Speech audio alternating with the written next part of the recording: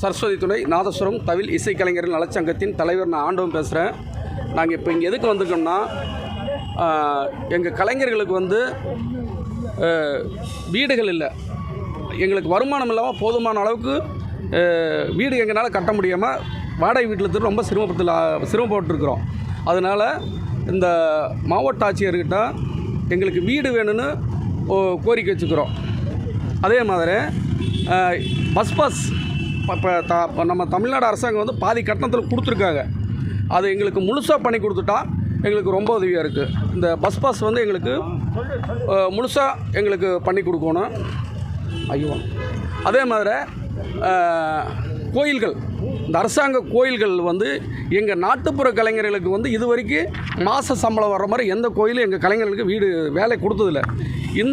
இந்த ஆட்சியில் கவர்மெண்ட்டு கேட்குறதுனா நம்ம ஆட்சியர் இந்த அரசாங்கத்துக்கு வந்து எங்கள் கலைஞர்களுக்கு வந்து கவர்மெண்ட்லேருந்து அரசாங்க கோயிலுக்கு வந்து வேலை வேணும். அது ஒன்று. அப்புறம் கருவிகள் வந்துங்க, அதாவது வாத்திய கருவிகள் வந்து எல்லாம் ரொம்ப பழமையானதாக இப்போ வாச்சிட்ருக்குறோம். எங்களுக்கு வந்து இப்போ கொடுத்ததுனால எங்களுக்கு போதுமான அளவுக்கு இல்லை. இன்னுமே எங்களுக்கு எல்லா கலைஞர்களுக்கும் கொடுத்தா ரொம்ப உதவியாக இருக்குது. அதே மாதிரி சூலூரில் வந்து அந்த அப்பார்ட்மெண்ட்டுக்கு வீடு கட்டி கொடுத்துருக்காங்க.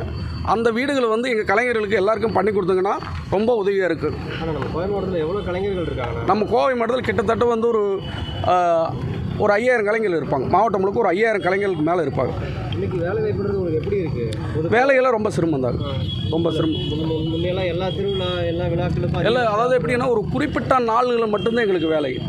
இப்போ இந்த மாதம் 2-3 மாதத்துக்கு வேலை இருக்காது. அந்த கல்யாண சீசனில் மற்ற இந்த கோயில் மாசி பங்குனி இந்த மாதிரி கோயில் விசேஷங்களை மட்டும்தான் எங்கள் கலைஞர்களுக்கு எல்லாருக்குமே, தமிழ்நாடு முழுக்க எல்லா கலைஞர்களுக்கும் அந்த மாதிரி தான் வேலை. அதுவும் பார்த்தீங்கன்னா மாவட்ட ஆட்சியர் மட்டும் கொடுக்குறீங்களா இல்லை சிஎம்க்கு? இப்போ மாவட்ட ஆட்சியர் கொடுக்குறோம், அடுத்து சிஎம்க்கு கொடுக்குறாங்க. ஆமாங்க.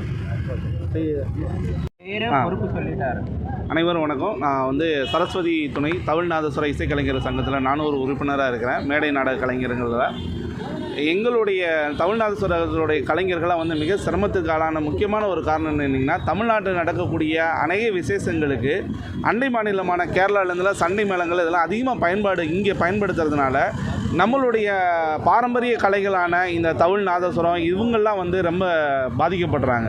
இதனாலவே வந்து அதிகமான வேலை இழப்புகள் இல்லாதனால வாடகை வீட்டில் குடியிருக்கக்கூடிய இசைக்கலைஞர்கள் வந்து அந்த வாடகை கூட கொடுக்க முடியாத ஒரு சூழ்நிலை இருக்காங்க.